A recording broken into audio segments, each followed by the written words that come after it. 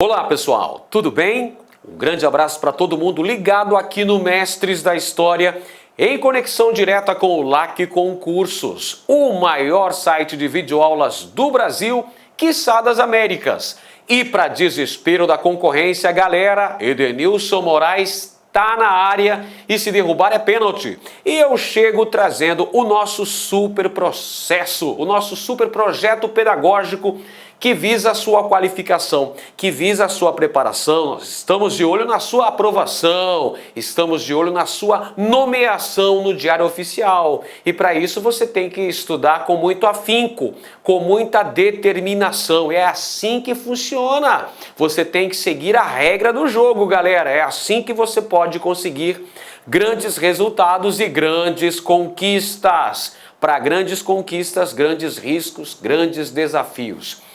A gente está hoje aqui para começar o nosso estudo de História do Brasil e a gente vai falar muito de História de Pernambuco. Afinal de contas, Pernambuco é um estado importantíssimo dentro do cenário histórico brasileiro.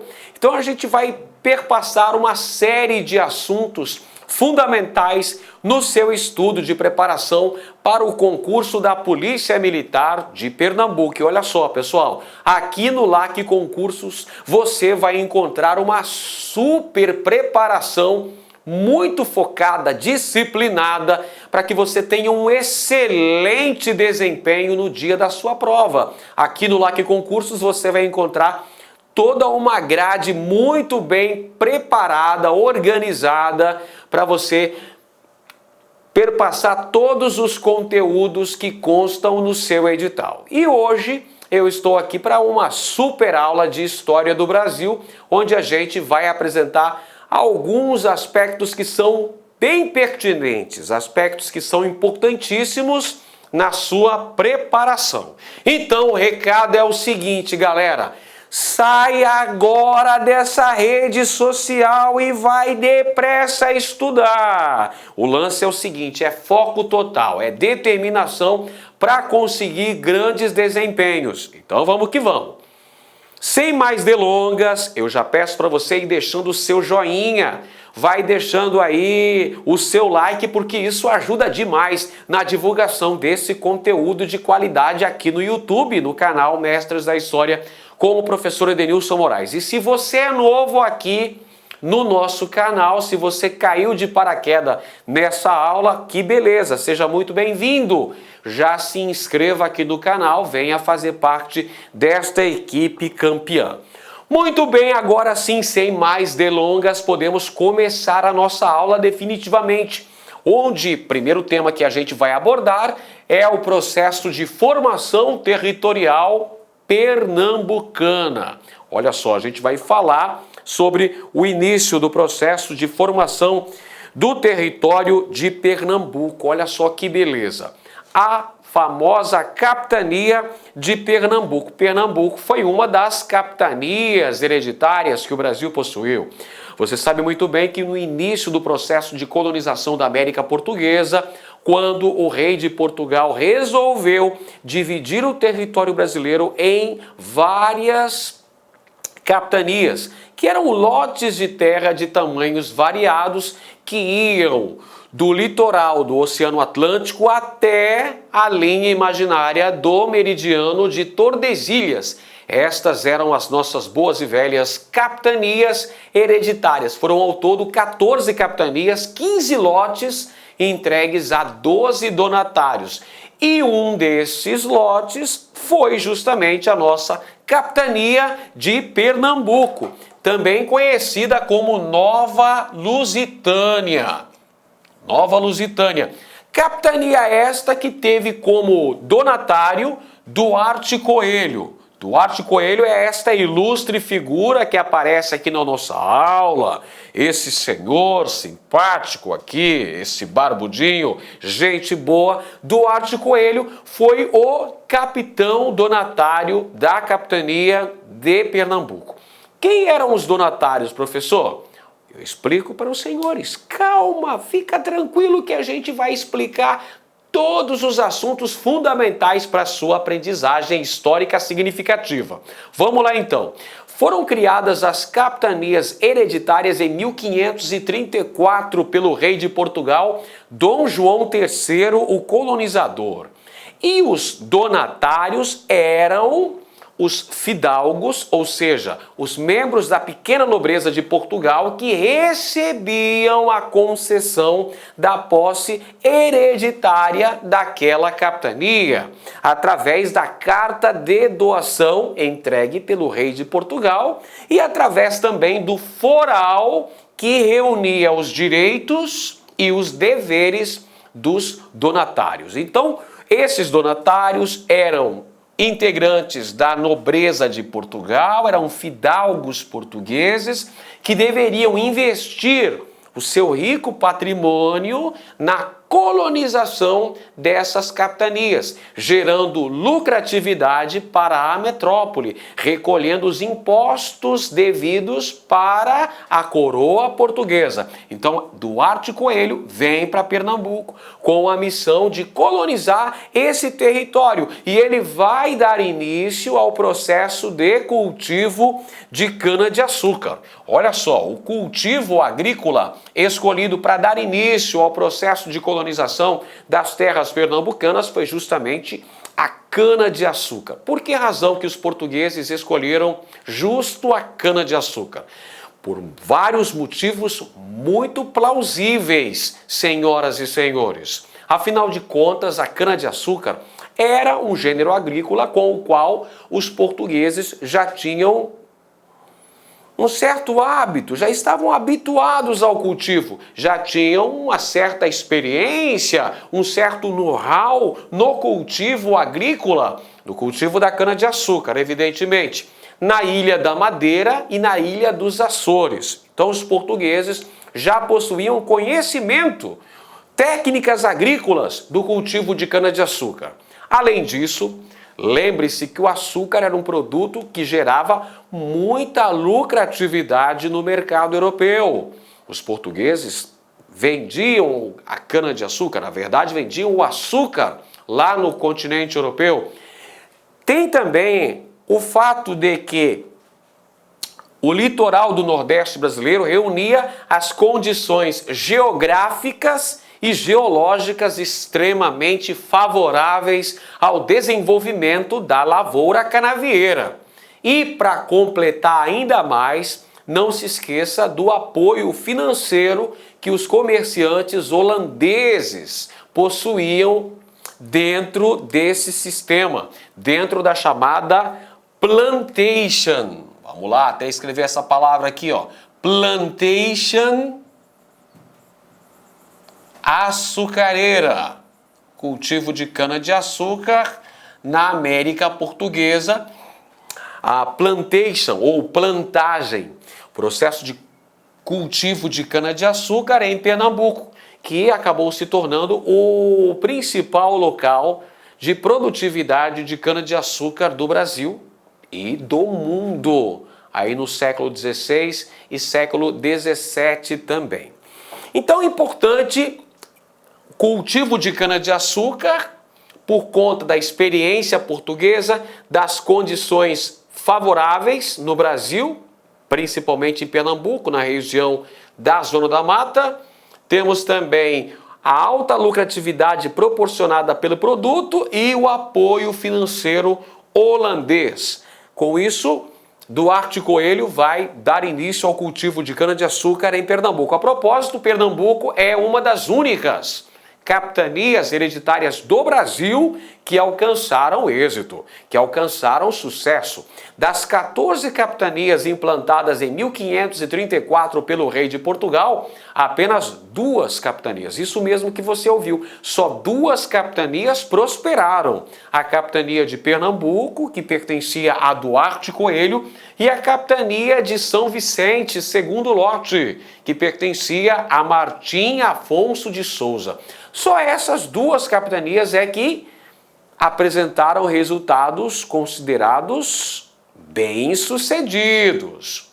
As outras não conseguiram a mesma proeza. Por isso que o rei de Portugal, em 1548, estabeleceu um regimento criando o sistema de governo geral para promover uma centralização administrativa e auxiliar na administração das capitanias hereditárias. Voltando aqui em relação ao nosso amigo Duarte Coelho e a administração da chamada Nova Lusitânia, a capitania de Pernambuco, nós temos o estabelecimento de núcleos populacionais. Duarte Coelho funda 2 vilas em Pernambuco. Primeiro a vila de Igaraçu e posteriormente a vila de Olinda. A vila de Olinda, que a propósito acabou se tornando a capital da capitania pernambucana. Bacana? Então, 2 vilas fundadas pelo nosso amigo Duarte Coelho, a vila de Igaraçu e também a vila de Olinda. Maravilha? Muito bem, agora nós podemos analisar uma questão sobre esta temática que nós acabamos de falar do início do processo de colonização das terras pernambucanas, o processo de formação territorial de Pernambuco. Então vamos lá, questão aqui elaborada pela UPE-NET para o concurso da Polícia Militar de Pernambuco realizado em 2016. Uma questão que abrangia este tema. Vamos conferir? No processo de formação do território pernambucano, a partir da chegada dos portugueses na capitania de Pernambuco ou Nova Lusitânia, os primeiros núcleos de povoamento foram as vilas de, olha só, exatamente o tema que nós acabamos de discutir agora há pouco, quando nós falamos da administração de Duarte Coelho na capitania de Pernambuco e no estabelecimento dos primeiros núcleos populacionais portugueses fundados na América, fundados em Pernambuco. Beleza? A gente sabe muito bem que a primeira vila fundada pelos portugueses no Brasil foi a Vila de São Vicente. A Vila de São Vicente, Martim Afonso de Souza. Duarte Coelho fundou 2 outras vilas posteriormente, aí já em Pernambuco. Beleza? As vilas de Igaraçu e Olinda. Olinda, que a propósito é a capital de Pernambuco.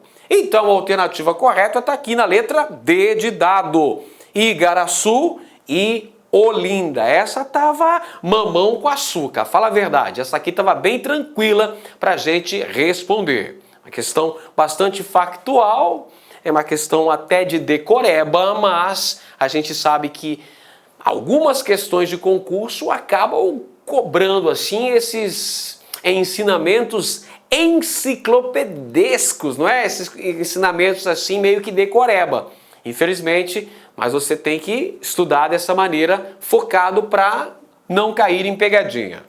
Muito bem, agora vamos para a próxima. O próximo tema que a gente vai discutir, qual é? Aqui está. Vamos falar da ocupação pré-colonial do território de Pernambuco. Vamos falar então da chamada pré-história brasileira. Vamos falar da pré-história brasileira, logicamente vamos falar da pré-história nordestina, da pré-história pernambucana também. É lógico, professor, logicamente. Vamos falar então da ocupação pré-colonial. O que vem a ser ocupação pré-colonial, professor? Vem a ser o processo de ocupação humana das terras brasileiras anterior à chegada dos colonizadores portugueses no Brasil. Então, todo o processo de formação histórica, de ocupação humana no território brasileiro que antecede a 1500, é chamado então de ocupação pré-colonial.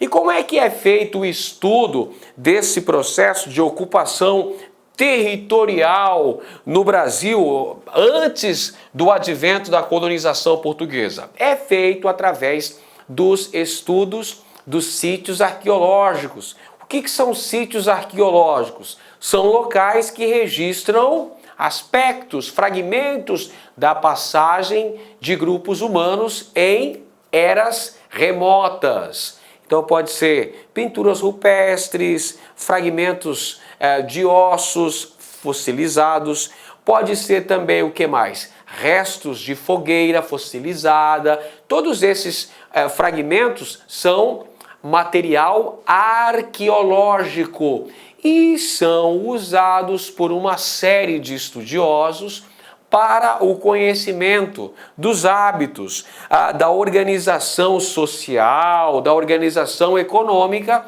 dos grupos humanos que ocuparam esse território há muitos séculos atrás, talvez há milênios atrás, tentando provar a presença humana nesse território há 20, 30, 40 mil anos atrás. Beleza? Essa é a famosa pré-história brasileira. Essa é a famosa pré-história brasileira, gente. Olha só.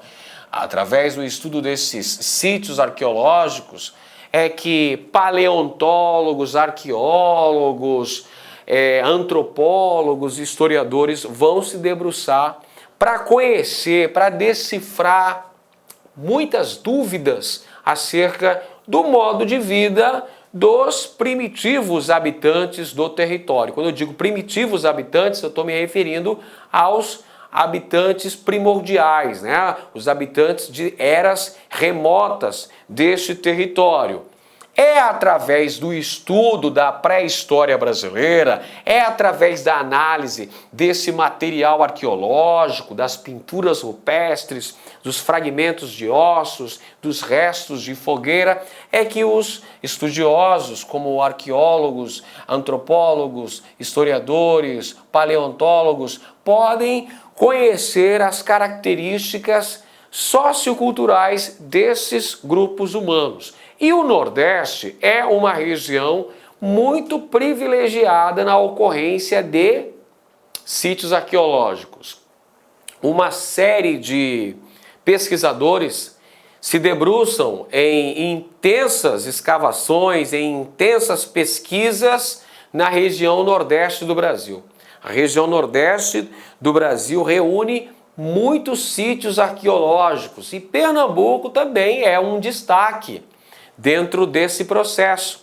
Vários municípios pernambucanos, sobretudo os localizados no Agreste e no Sertão, vão apresentar sítios arqueológicos. Olha um exemplo de um sítio arqueológico pernambucano. A Furna do Estrago, localizada no município de Brejo da Madre de Deus.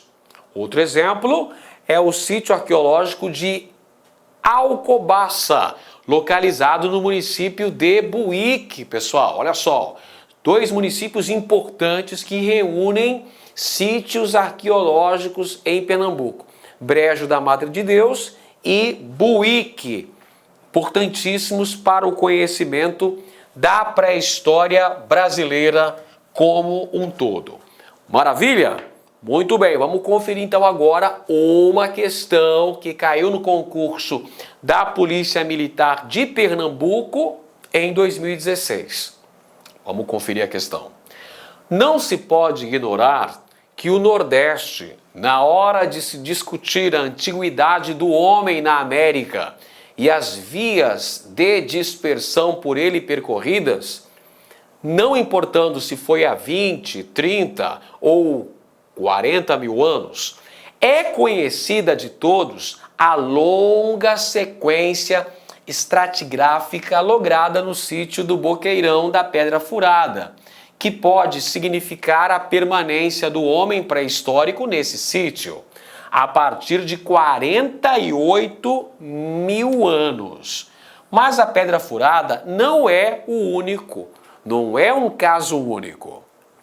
Muito bem, essa é uma citação retirada de G. Martim, Pré-História do Nordeste, Pesquisas e Pesquisadores, publicada pela revista Clio Arqueológica da Universidade Federal do Pernambuco. Em Pernambuco, por exemplo, localizado no município de Buíque, o sítio de Alcobaça possui um dos maiores e mais representativos painéis de figura rupestre do estado, que por seu tamanho e complexidade é de grande relevância para o entendimento da pré-história local e nacional. Em relação ao estudo do período pré-colonial sobre o atual estado de Pernambuco, assinale a alternativa incorreta. Então vamos lá. A questão fala sobre os sítios arqueológicos em Pernambuco, cita o exemplo do município de Buíque e do sítio arqueológico de Alcobaça, que possui um dos maiores e mais representativos painéis de pintura rupestre. Pintura rupestre, aquelas pinturas que eram feitas nas paredes das cavernas e que representavam cenas do cotidiano, notadamente cenas de caçadas. A pintura rupestre era uma forma de celebrar aquele acontecimento e era uma forma também, uma espécie de magia simpática para atrair sorte, para atrair bons resultados nas caçadas. Então, olha só, a questão nos pede para que nós identifiquemos a alternativa incorreta. Então já ficou mais fácil, pessoal. Você está analisando uma questão sobre a pré-história pernambucana, sobre a pré-história brasileira como um todo, sobre os aspectos relacionados com os sítios arqueológicos, com as pinturas rupestres, com a importância histórica dessas pesquisas para o conhecimento das características socioculturais desses grupos humanos. Então nós estamos procurando aqui a alternativa incorreta. Portanto, você já tem uma certa ideia do que pode estar correto. O próprio enunciado nos apresentou uma ideia sobre isso, falando da importância dos sítios arqueológicos, abordando a importância também das pinturas rupestres. Vamos conferir as alternativas? A alternativa A já está na tela. Embora Alcobaça possua grande representatividade entre os arqueólogos, o estado de Pernambuco, como um todo, tem pouca importância para o entendimento do período pré-colonial. Isso se deve, dentre outras coisas, ao pequeno número de sítios encontrados em seu território. Lembra que nós estamos procurando a alternativa incorreta? Pois é. Seus problemas acabaram, você já encontrou a alternativa incorreta. Por que essa alternativa está errada, professor? Por que ela fala ali? Ó? Ela fala, ao mesmo tempo, da importância do sítio de Alcobaça, que tem grande representatividade entre os arqueólogos que pesquisam as características sociais e culturais desses grupos humanos. Ele fala que Pernambuco possui pouca importância dentro do estudo do período pré-colonial, porque tem poucos sítios arqueológicos. Errada essa afirmação. Pernambuco apresenta uma grande representatividade de sítios arqueológicos. Temos no território pernambucano uma grande quantidade de sítios arqueológicos, principalmente nas regiões do Agreste e do Sertão. Beleza? Então já encontramos a alternativa incorreta, letra A. Mas a gente vai conferir as demais alternativas. A alternativa B, vamos conferir, vem comigo aqui. O material arqueológico encontrado nos sítios que remontam ao período pré-colonial do estado é fundamental para se entender o povoamento da região, bem como parte das características socioculturais daqueles que os utilizaram. É claro, pessoal, qual que é a intencionalidade do estudo desses arqueólogos que pesquisam sobre esse período pré-colonial pernambucano? É entender o processo que se deu o povoamento da região, é compreender melhor as características sociais e culturais dessas populações. Alternativa C.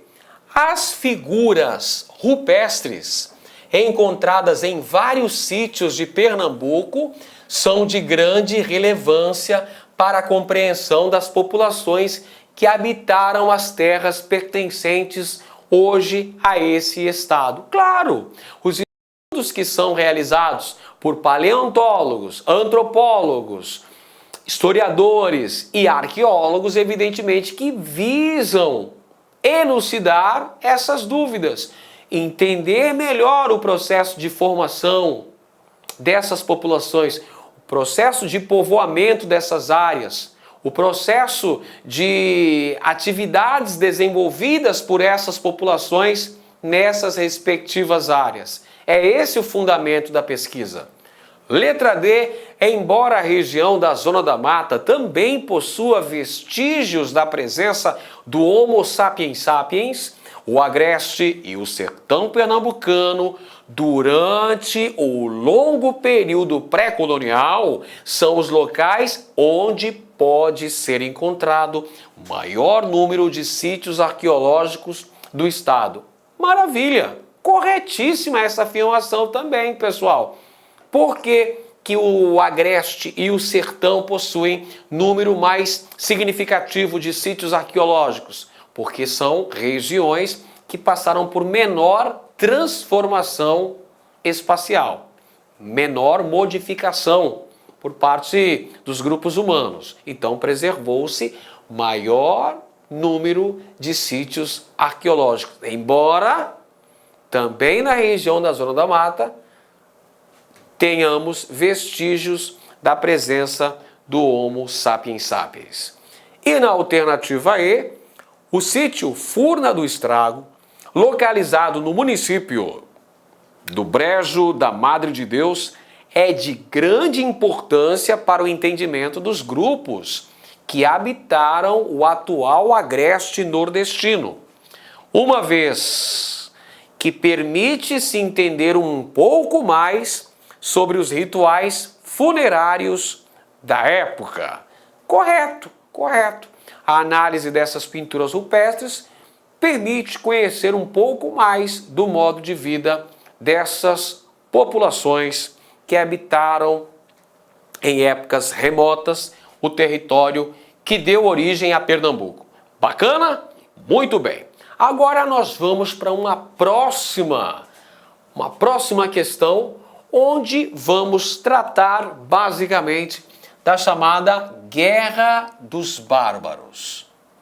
Uma questãozinha bem interessante aqui, pessoal, falando sobre a Guerra dos Bárbaros. Guerra dos Bárbaros foi um conjunto de batalhas ocorrida lá entre os séculos 17 e 18, dentro do processo de expansão da pecuária no sertão nordestino, quando deu-se a conquista do Vale do Rio São Francisco, que tornou-se uma área de produção pecuária.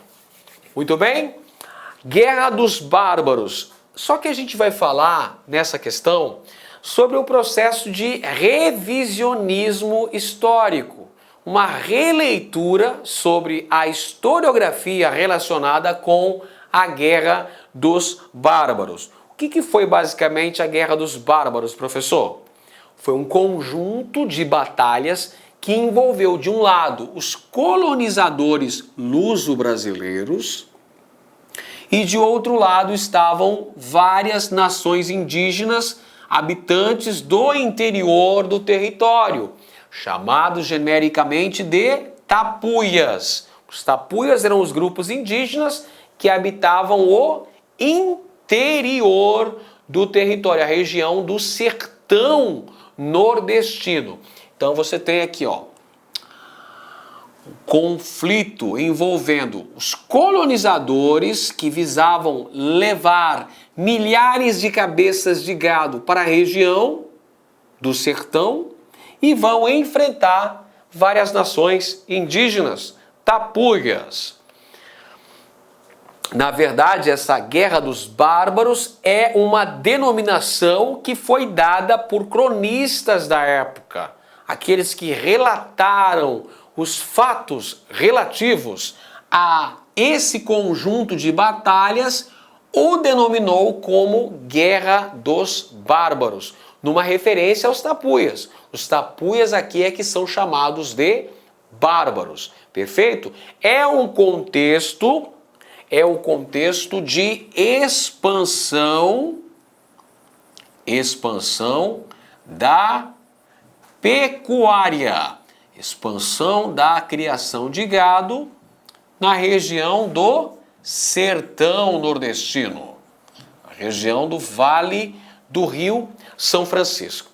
Olha só, a pecuária que foi introduzida no Brasil no início do nosso processo de colonização como uma atividade paralela, subsidiária ao plantio de cana-de-açúcar, com o passar do tempo, o gado precisou ser deslocado mais para o interior.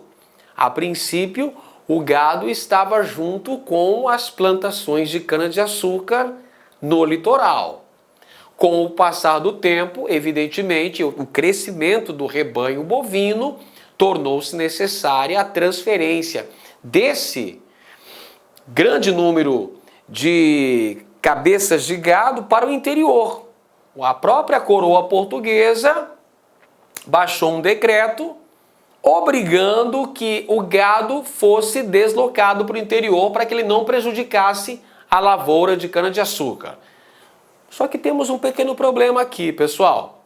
O sertão já era habitado por milhares de índios que já estavam nessa região, os tapuias, que vão se recusar a deixar suas áreas para que o gado se instalasse na região, gerando com isso uma série de conflitos, uma série de batalhas que os cronistas da época vão chamar de Guerra dos Bárbaros. Entretanto, existem alguns historiadores que contestam essa visão, apontando que os tapuias, os habitantes do sertão nordestino, possuíam uma grande diversidade linguística e cultural, ou seja, que os tapuias não apresentavam uma homogeneidade do ponto de vista linguístico e cultural. E outra também, pessoal, essa nova abordagem historiográfica que é feita, este revisionismo da Guerra dos Bárbaros, vai questionar essa suposta unicidade. Porque durante muito tempo acreditou-se que os tapuias, as diversas tribos indígenas, as diversas nações indígenas, teriam supostamente se unido sob um comando militar único para enfrentar um inimigo em comum, que eram os colonizadores. Esses estudos recentes vão questionar essa suposta unicidade militar dos povos tapuias.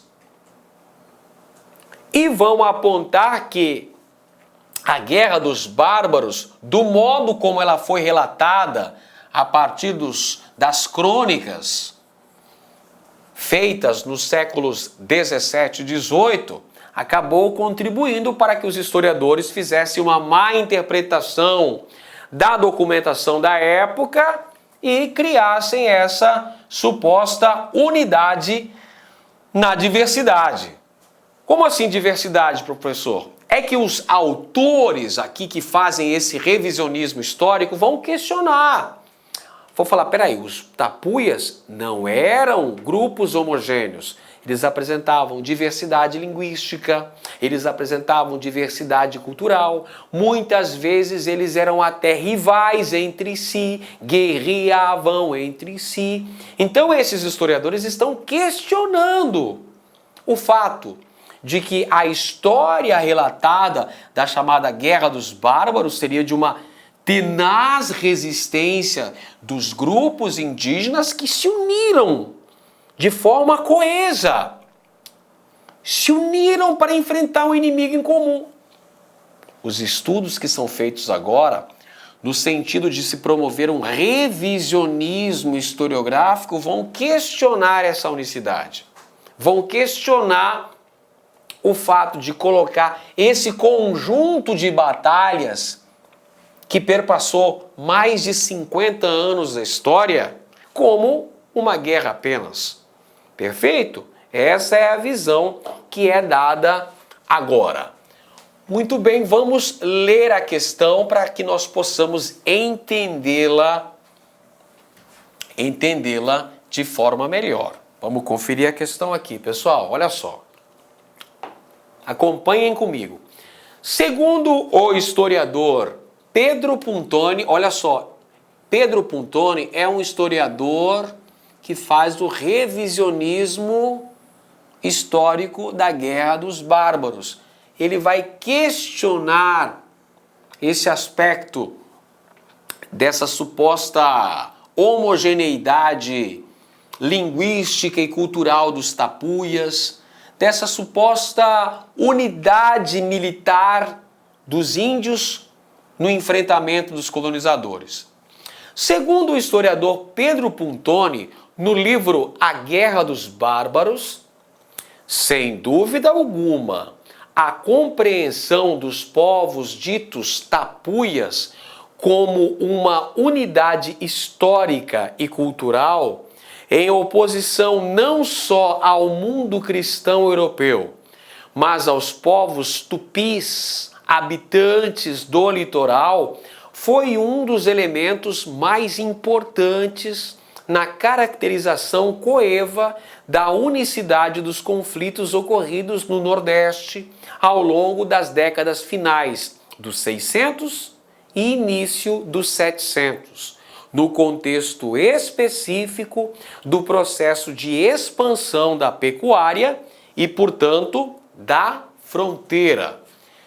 De fato, a extensa documentação colonial refere-se ao conjunto de confrontos e sublevações dos grupos tapuias do sertão nordestino como uma guerra dos bárbaros, unificando dessa maneira situações e contextos peculiares.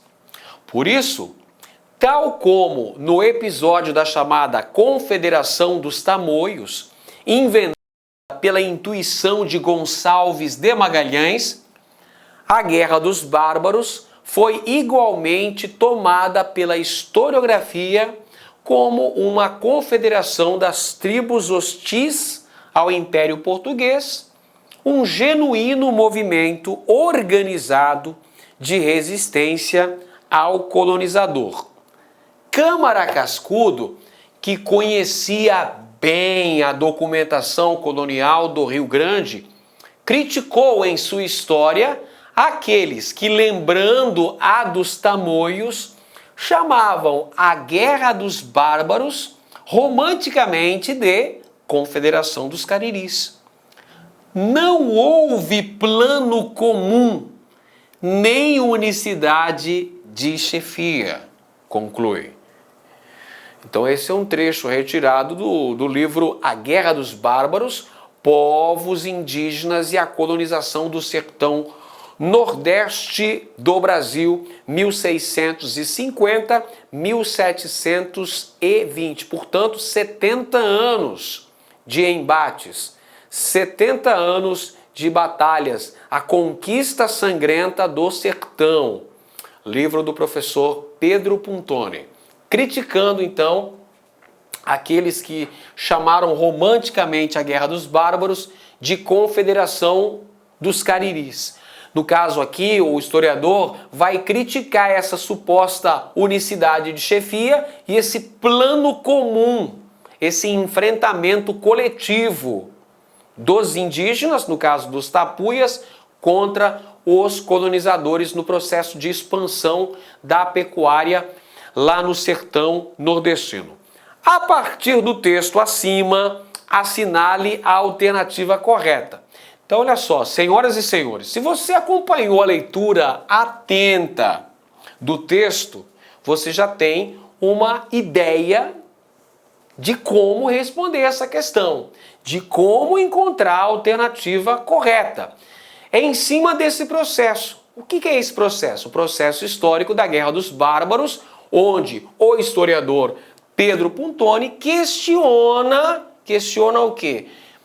Essa suposta unicidade de comando nessa guerra, unicidade de chefia nessa guerra e um suposto plano comum de luta dos tapuias contra seus adversários, no caso os colonizadores luso-brasileiros. Então vamos lá. Alternativa A. O autor defende a existência de um confronto entre as forças da colonização e as populações indígenas sertanejas, organizadas em uma frente comum. Pessoal, se você lê o texto com atenção, se você fizer uma simples interpretação do texto, não vai ter como errar essa questão.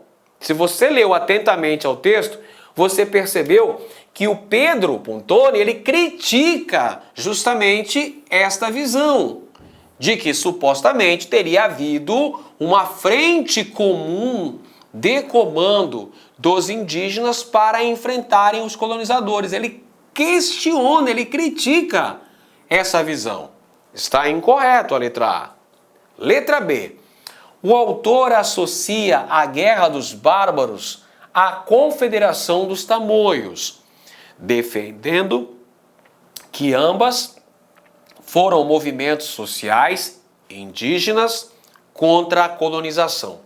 Pessoal, você leu no texto, percebeu que ele critica a própria Confederação dos Tamoios, dizendo que foi uma intuição de Gonçalves de Magalhães, que foi um erro, assim como chamar a Guerra dos Bárbaros de Confederação dos Cariris também é um erro, ele critica essa visão. Está incorreta a letra B também. Vamos então analisar a letra C.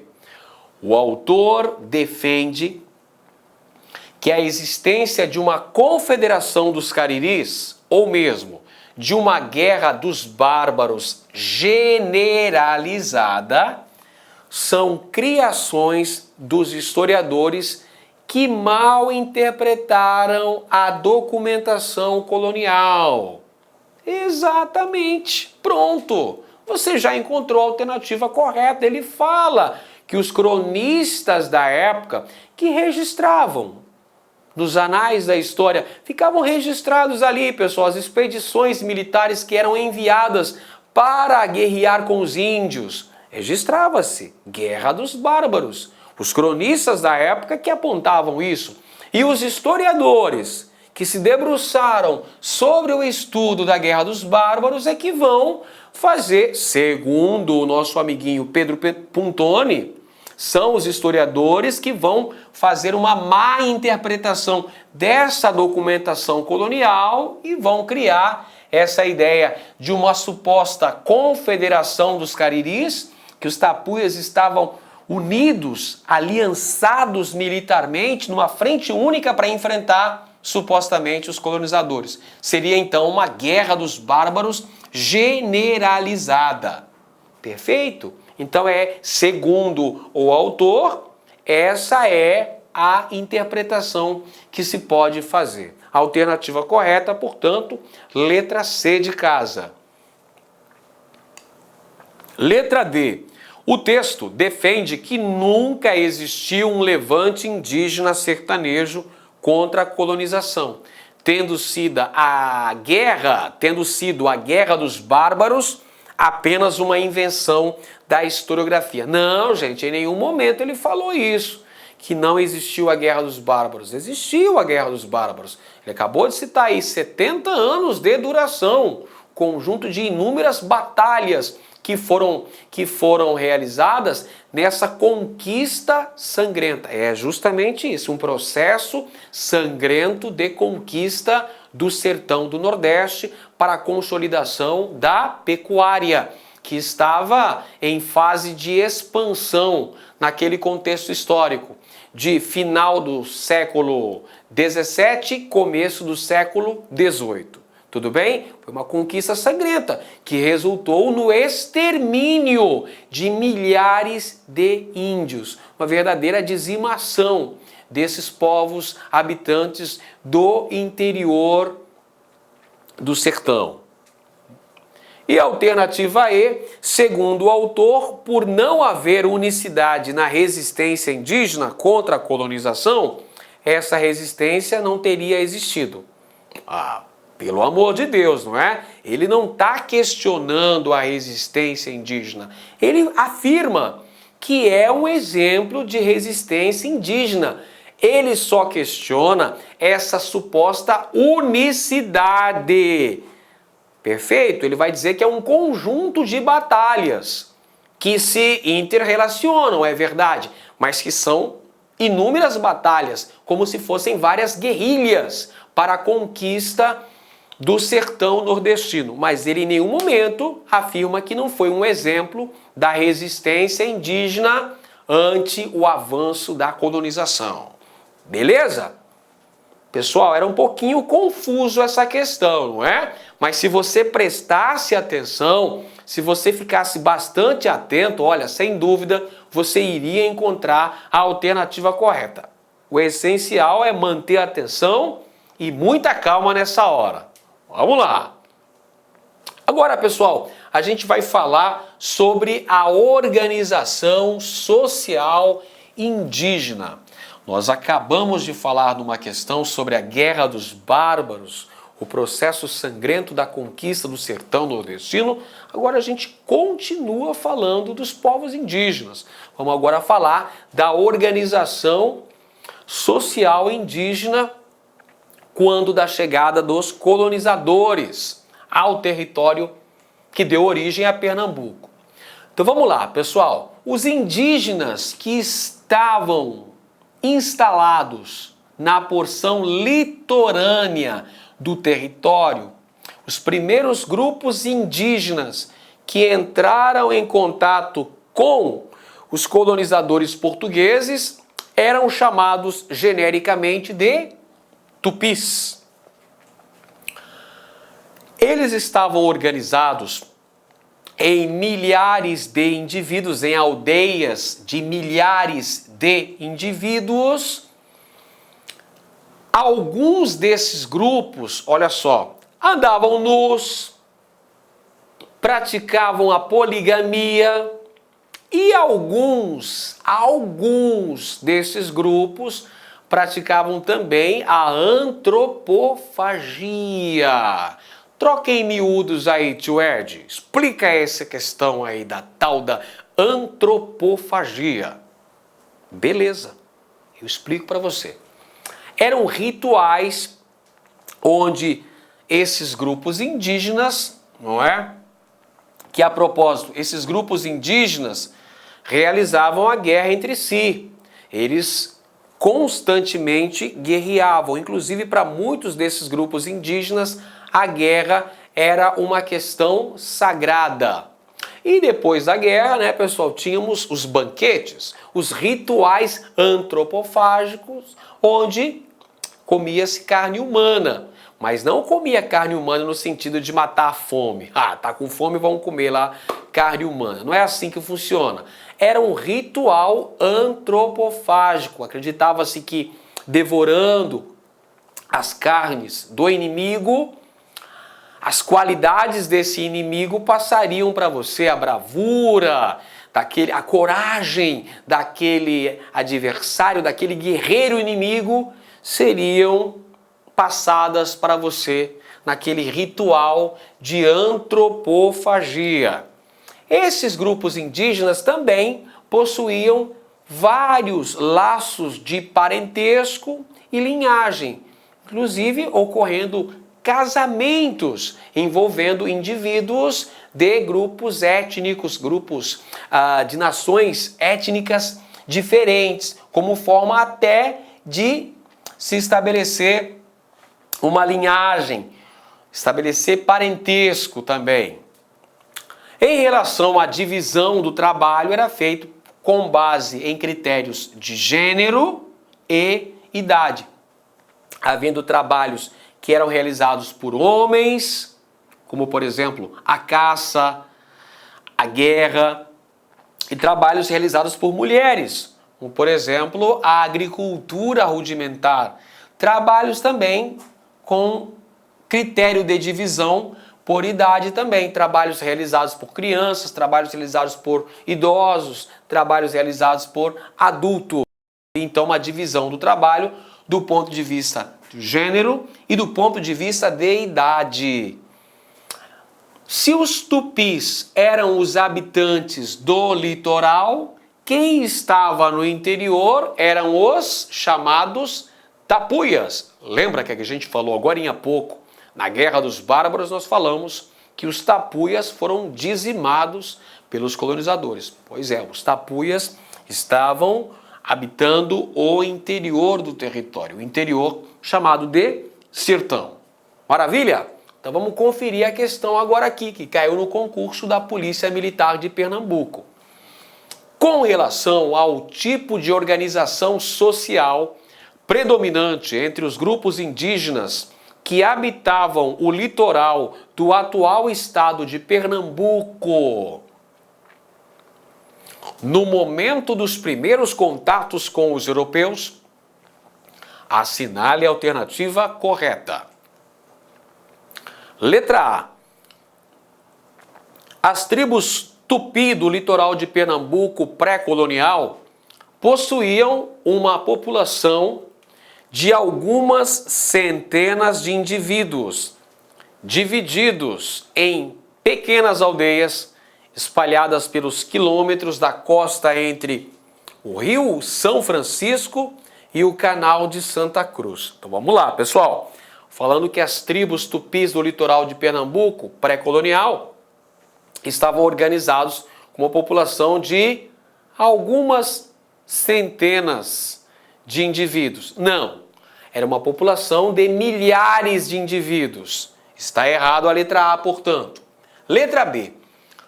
Todos, olha essa palavrinha mágica aqui, pessoal. Todos, sempre que aparecer essa palavra aqui, todos, nenhum, são palavras excludentes. Geralmente indicam alternativas falsas. 99,9% das vezes estará indicando uma frase incorreta. Vamos conferir? Todos os grupos indígenas que ocupavam o atual estado do Pernambuco no momento da conquista praticavam rituais antropofágicos associados com o culto às divindades bélicas. Praticavam rituais antropofágicos. Troca em miúdos aí, prof. Praticavam rituais antropofágicos, comiam gente. No bom sentido, é claro. Se é que eu acho que não é um sentido muito bom, não. Bom, eu não gostaria de ser devorado, não. Comiam carne humana, pessoal.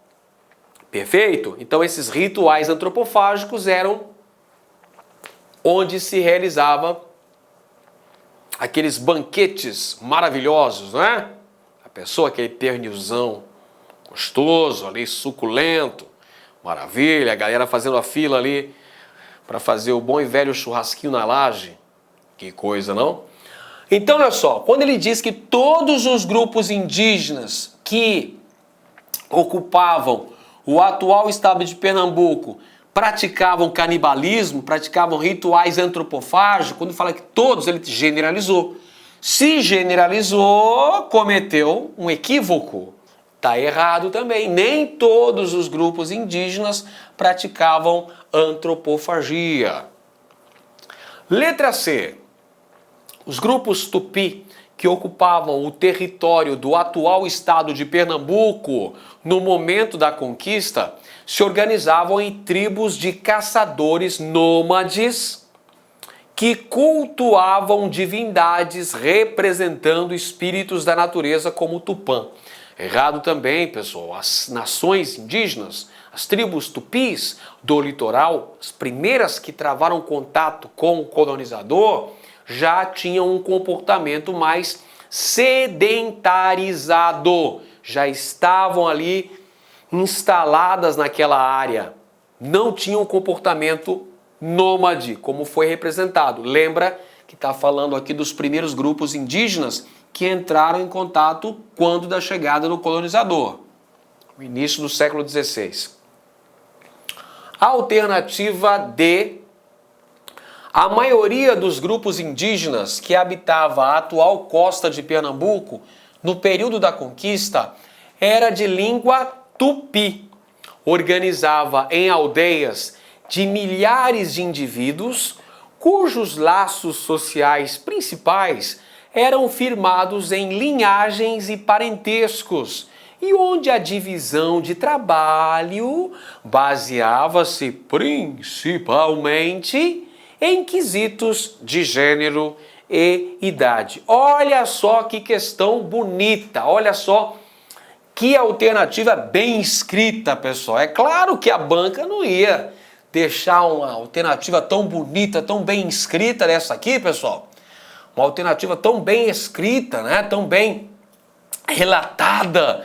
Não deixar essa de fora, né? Claro que essa é a alternativa correta.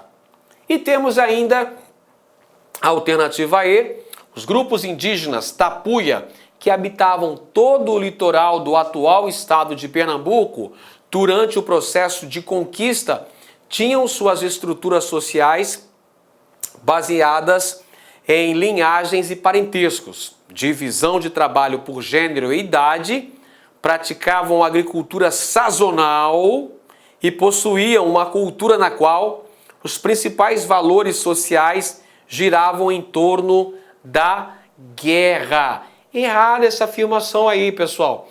Olha só, os grupos indígenas Tapuia, olha só, interessante essa daqui, pessoal, pegadinha. Os grupos indígenas Tapuia não habitavam o litoral. Lembra onde que habitavam os tapuias? A gente falou agora há pouco.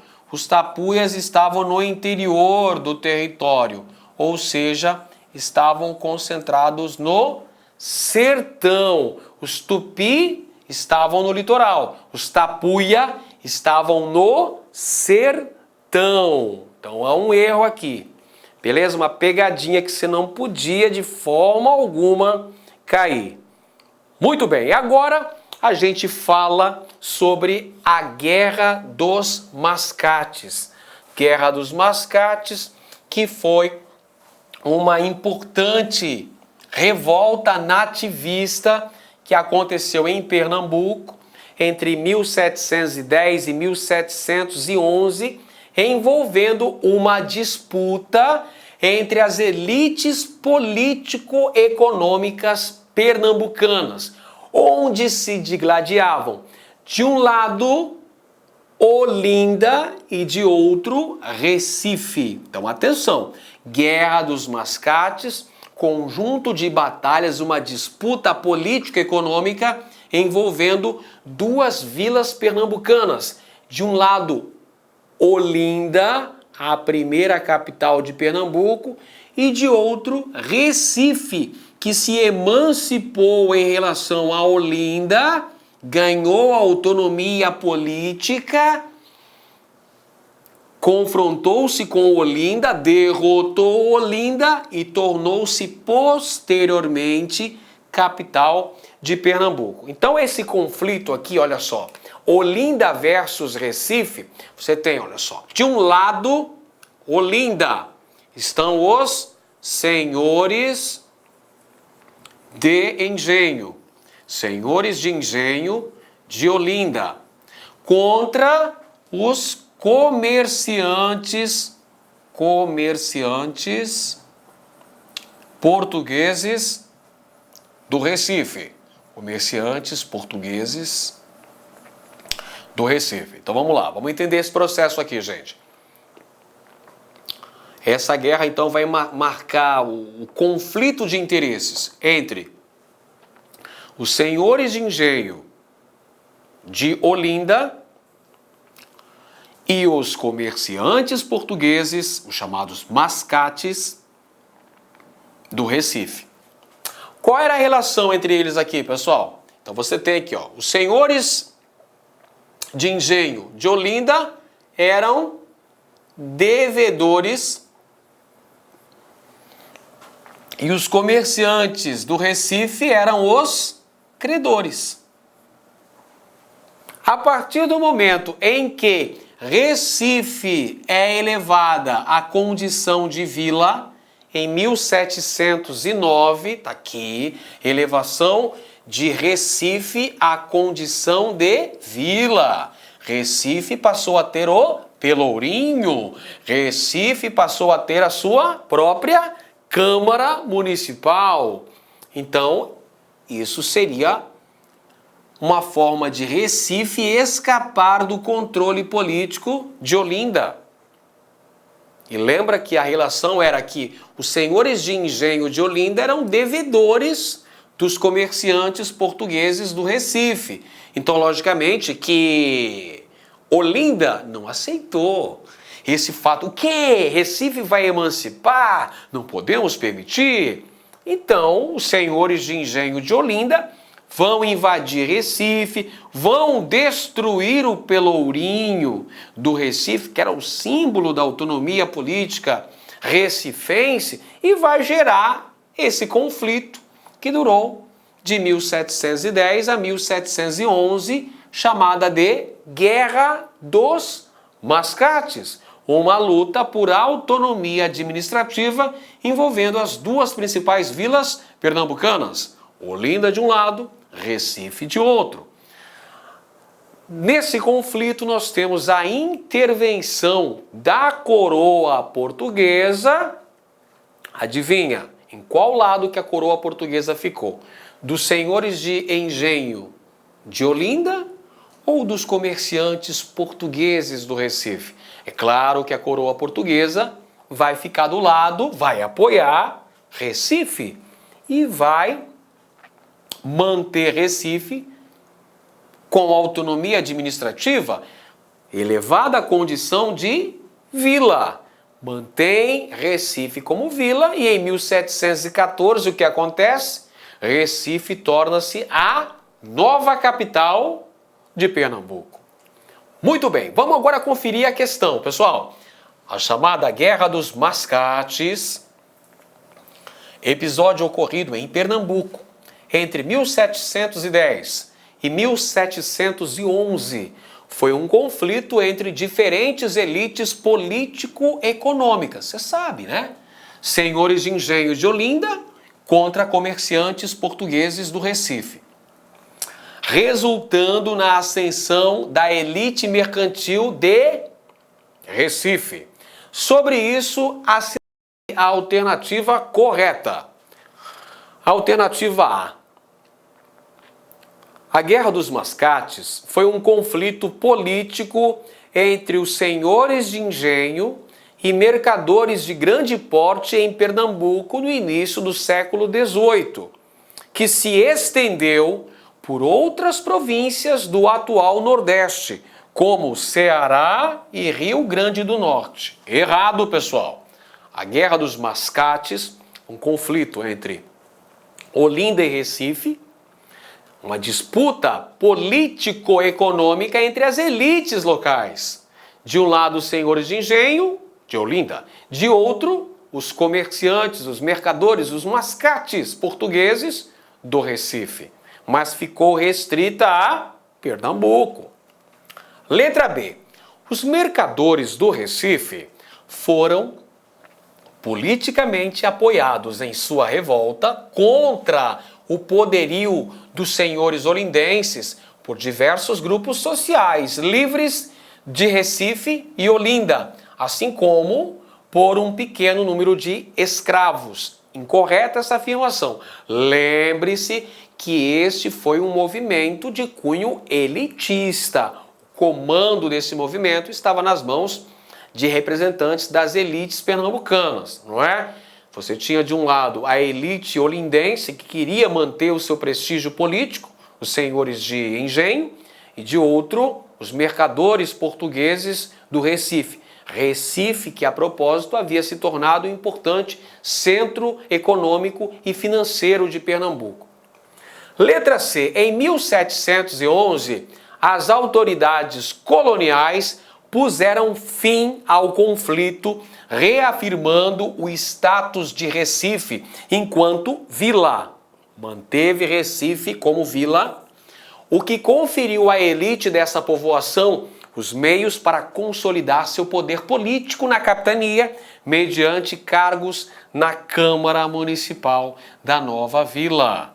Verdade, há uma interferência por parte da coroa portuguesa em favor do Recife, mantendo o status de Recife como vila, mantendo sua Câmara Municipal e em 1714 tornando-se capital pernambucana. Correta, portanto, letra C. Letra D. Os mercadores do Recife, em sua ânsia por liberdade, proclamaram a República em 1711. Proclamação, entretanto, revogada pelas autoridades coloniais. Pessoal, olha só.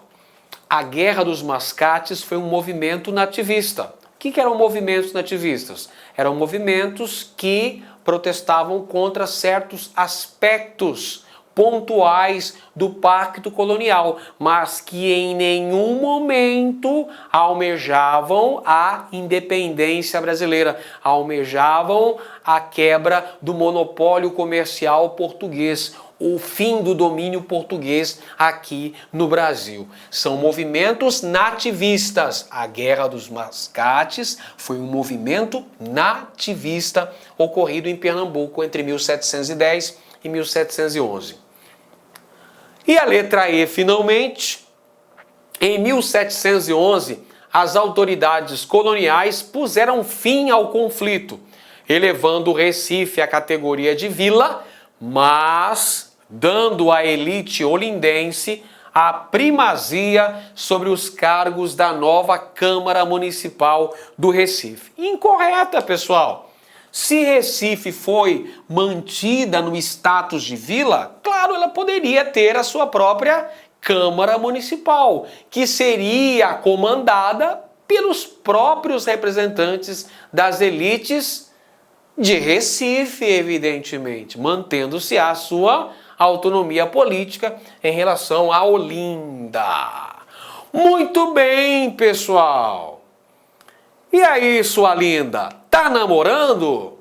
Não, tô só ficando em casa, estudando com determinação aqui no Mestres da História e no LAC Concursos, o maior site de videoaulas do Brasil, quiçá das Américas. Espero que você tenha gostado da nossa aula. Se você gostou, não se esqueça de curtir. Não se esqueça também de compartilhar nos seus grupos de WhatsApp, hein? Isso garante mais visualizações aqui para o nosso canal Mestres da História. Um grande abraço para todo mundo e te vejo na próxima. Valeu, galera. Tchau, tchau.